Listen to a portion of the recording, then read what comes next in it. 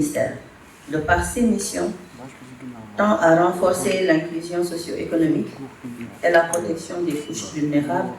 à travers la construction d'un système de protection sociale inclusif et efficient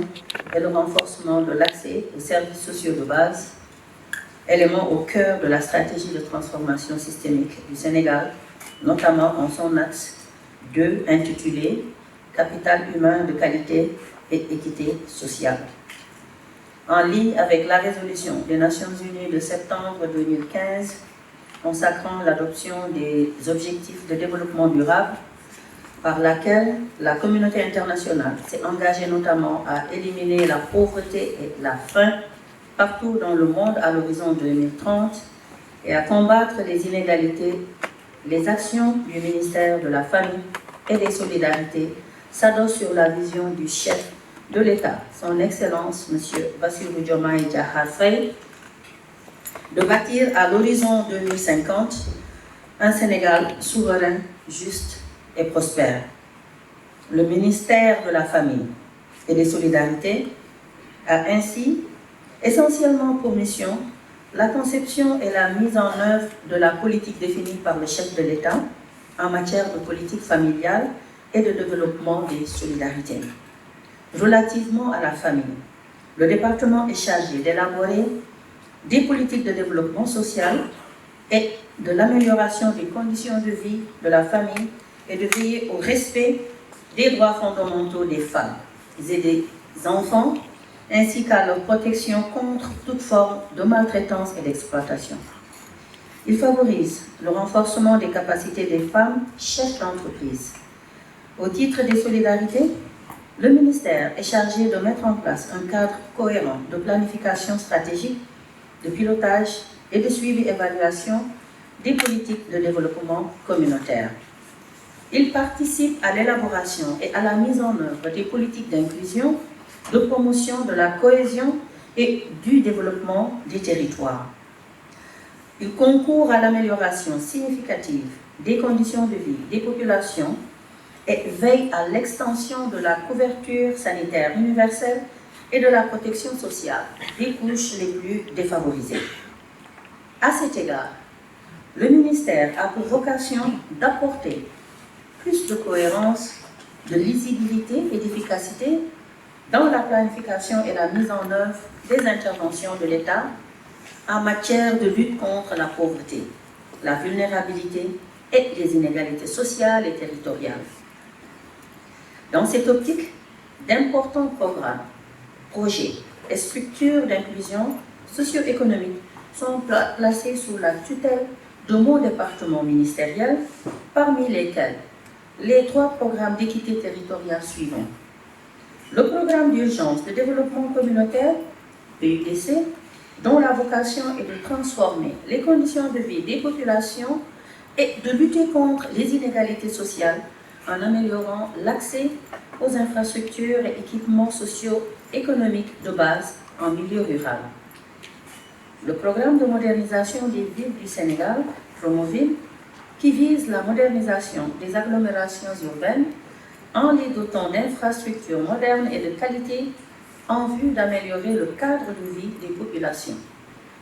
Et le programme d'urgence de modernisation des axes et territoires frontaliers, le PUMA,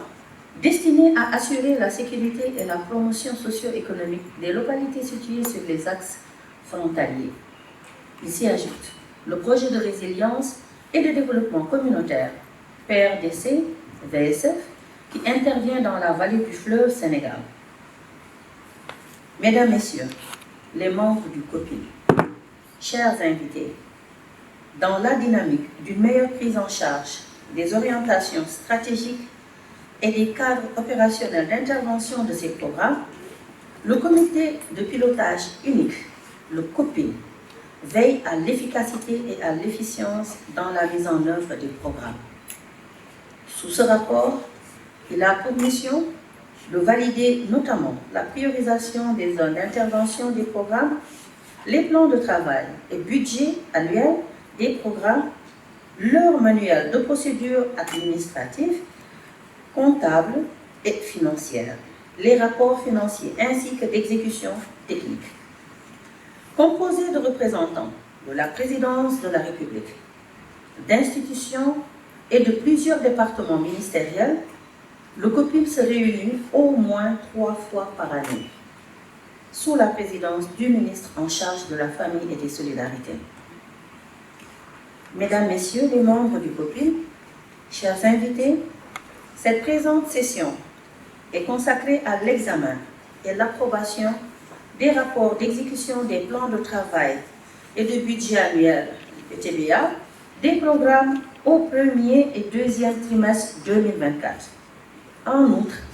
les propositions de PTBA revisées des 3 programmes ainsi que de PTBA du projet de résilience et de développement communautaire de la vallée du fleuve Sénégal seront soumis à votre approbation. Cet exercice nous permettra d'une part de passer en revue la performance des programmes durant ces trimestres et d'autre part d'apprécier les propositions de révision des allocations budgétaires pour les différentes composantes ainsi que les zones d'intervention ciblées. Il convient de souligner que leurs performances ont largement été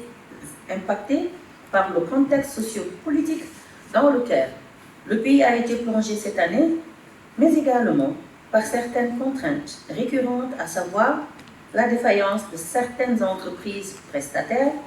les problèmes de mobilisation de ressources du budget consolidé d'investissement et la lenteur de la réaction de certains bailleurs, en rapport avec la lourdeur des procédures de passation des marchés. Je voudrais rappeler que le contexte actuel de changement climatique, ajouté aux multiples crises notées ces dernières années, a engendré des effets néfastes au plan économique, qui touchent gravement les populations les plus pauvres et les plus vulnérables, amplifiant les inégalités sociales et mettant à nu la fragilité de ces personnes.